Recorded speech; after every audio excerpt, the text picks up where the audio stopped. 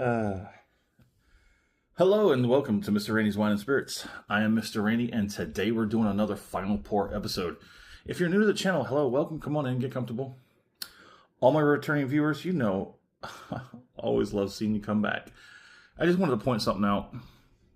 I have now, what's the word I'm looking for? It's that neurological thing I have. It's not instinctively, but very consciously, now when I go to grab my cups, my glasses, when I'm going to do a review, I grab them as such. And now I do that because a few comments about how the glasses, I clean my hands sometimes, not always. But the glass is dirty. Well, yeah, because I'm touching it, okay? Anywho, let's get on with it. So today's Final Pour episode is going to be of the Scarabus. It's been a very wonderful, very beautiful. Only those who seek shall find. Yeah, duh. Islay single malt Scotch whiskey. Distilled on Islay. Specially selected. If you want to get all the other information from this bottle, go ahead and check out the full review. And I'll just go through it real quick in case, I don't know, whatever. So this is coming in at, I'm sorry, let me make sure I got it right here. Coming in at 46%. Does not drink like a 46%. Let's just get that out of the way. Cork pop. Boom. That's going in the keeper section. Let's go ahead and get this final pour. Oh, it's kind of a dark bottle, so yeah, I was way off. That's fine. It's fine. Everything's fine. Scarabus. Scarabus is a distiller's direct exclusive to my not so convenient Total Wine. They do deliver.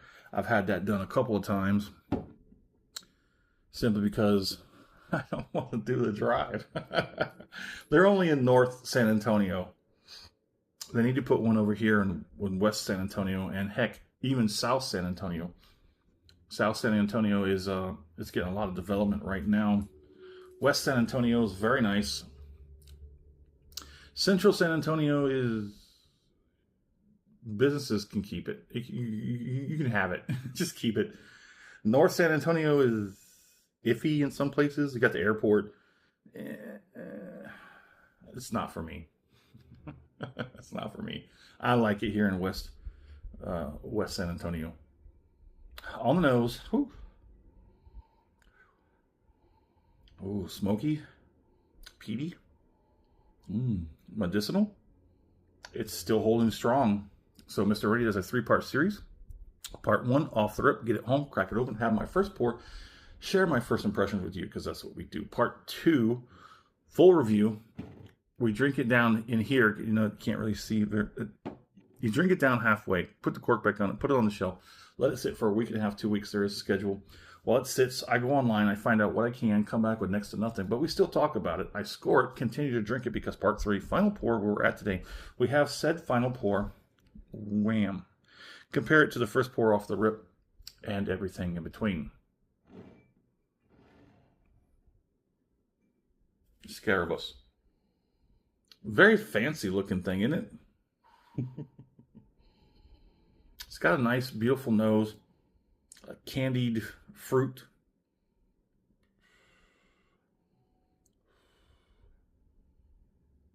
It's got a very nice nose.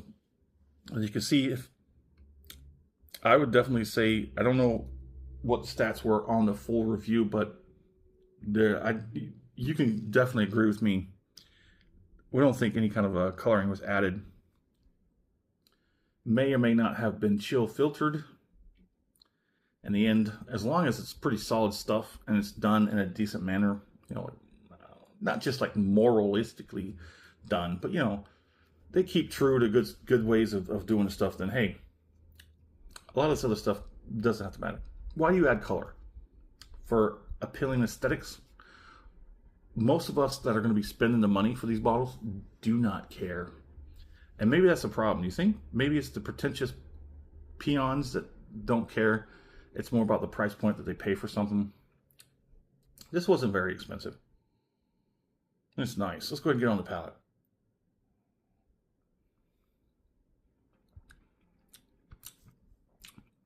Very nice. Very, very nice.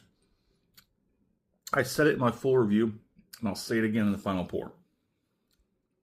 If you find something like an Ardbeg or a Lafroy, if you find a Lafroy or an Ardbeg or any kind of Islay that's a peated, and you find it too heavy-handed with the peat, you can try this.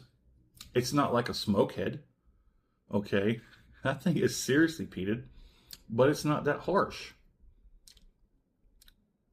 The first peated whiskey I had was, I was not ready for that. I was not ready for that. I was not ready for that one at all. What was that one? That was the Kilchoman. Yeah, that STR. It wasn't the Kilchoman. It was the French oak staves. And I'm glad I found that out, because now I can go back and try another Kilchoman. If you know what I'm talking about, and you agree with me on that, the STR, maybe drop a comment down below the comment section, and let me know what kind of Kilchoman you think I should try after this. If you're avid viewer of the channel, excuse me, I need some water.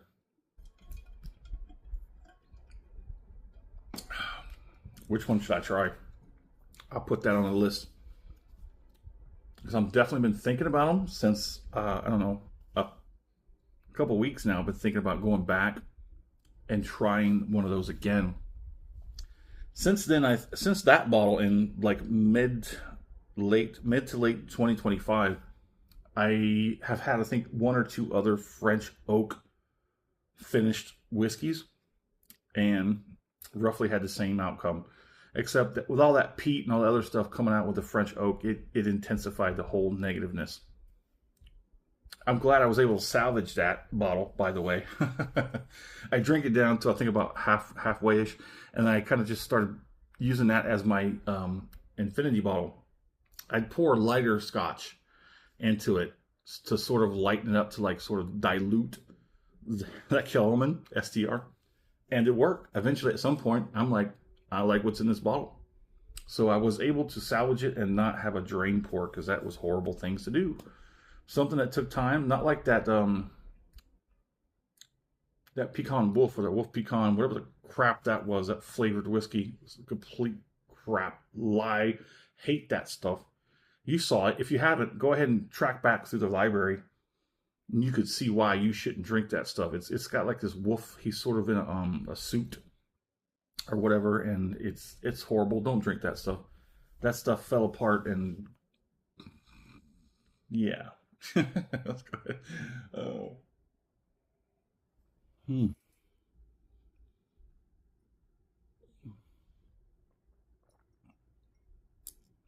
Oh, this is nice.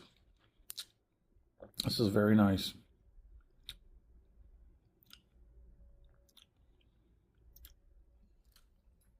It's got decent viscosity. Still transfers well to the palate. A nice light bit of oiliness. Ooh, that's not the right pipe. It's very nice. It's lightly smoky, lightly peated. If you're trying to find an entry point into the peated, smoky Islas, I would recommend this one, the Scarabus. But the caveat to that is you would have to have a Total Wine and More location near you. Or if you're traveling, look it up. Look for a Total Wine and More. I haven't really looked behind the whole Total Wine, but I know they changed to Total Wine and More just recently. It's like ABC. It's only on the East Coast. And like Specs is branching out, but they're mostly a Texas, and they've got a few locations, but outside. But yeah, quit fidgeting with the drawer, Mr. Randy.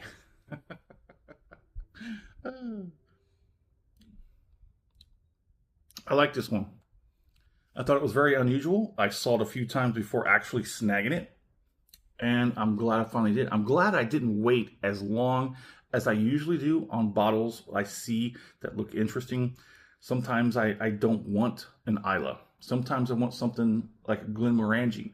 Sometimes you don't want something so heavy-handed with the candied fruit and whatnot. You want something pretty down the middle of the road. You want something that's oaky, not sweet, but more on the oak side, like a Dewar's 12 or like Glengoyne white oak.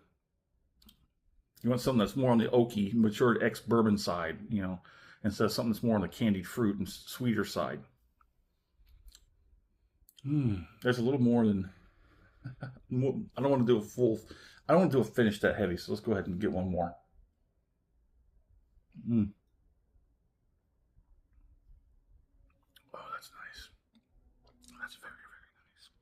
Hit the thumbs up button if you liked the video. If you're not subscribed to the channel yet, go ahead and do that while you're there. That way these videos will come directly to you. It also helps me out to fight that pesky algorithm, because it doesn't do me any favors. It does not suggest my videos to anybody. And it refuses to do so until I get the stats it requires. I'm not looking to be monetized, but hey, you know what? It'd be awesome if I can get monetized and the monetization could pay for some of these bottles. That'd be sweet. Somebody told me to do a Patreon. I still don't think I have enough people that would be involved with the Patreon to do anything for me. So that would just, you know, whatever. We'll see what the future may hold. But this is a nice one. Scarabus. If you have a Total Wine and More, I definitely recommend you try it. What was that? It's not heavy-handed with the peat and the smoke. It's a good entry point. On the palate, I did get some cheeks. Not so much in the gums. That's kind of interesting. But back end is trying to push a 2. I wouldn't say it's going to get a 2. But good heavy on the cheeks. I think we're ready for this final. Final. Let's go ahead and do it.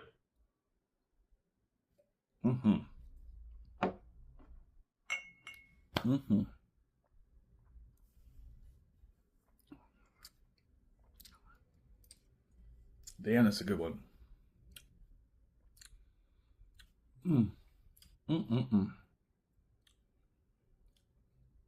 I highly recommend anyone who has a local Total Wine and More.